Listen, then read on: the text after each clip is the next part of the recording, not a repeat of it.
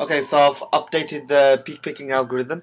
What I've done this time is I've added a cool off period. So this is the diagram I just drew just to explain what was going on.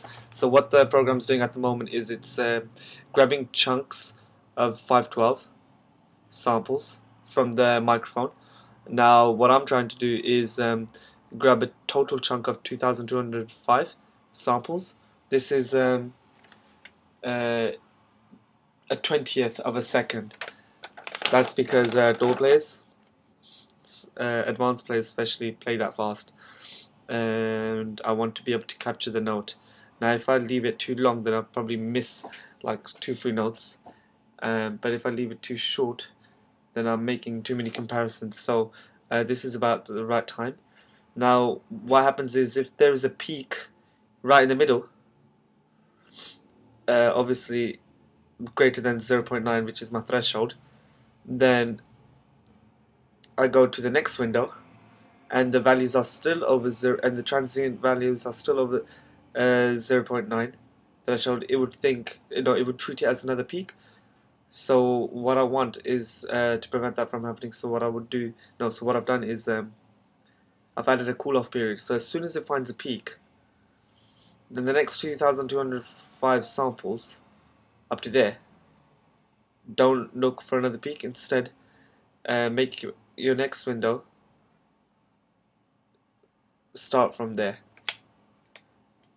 And now, just to demonstrate that adding a cool off period once a peak has been found actually improves the algorithm, I'll show you.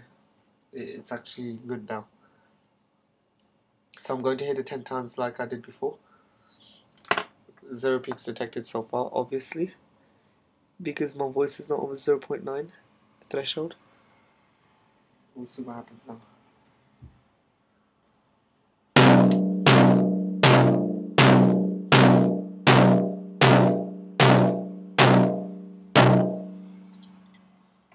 Okay, so I've hit it 10 times and it says 11 peaks detected. I think it's because the 7th beat, the note lasted over 2 frames, over 2 windows, so it picked it up as another peak because the transient values of that note were over the threshold, thinking it was another peak. But that's fine. It's a lot more accurate than what it was before, like 20 beats detected. So this makes this a lot easier for the program, because now there'll be less comparisons made,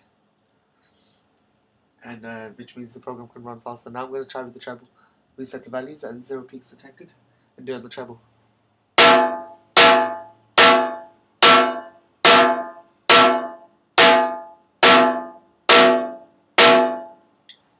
Okay, 10 peaks detected.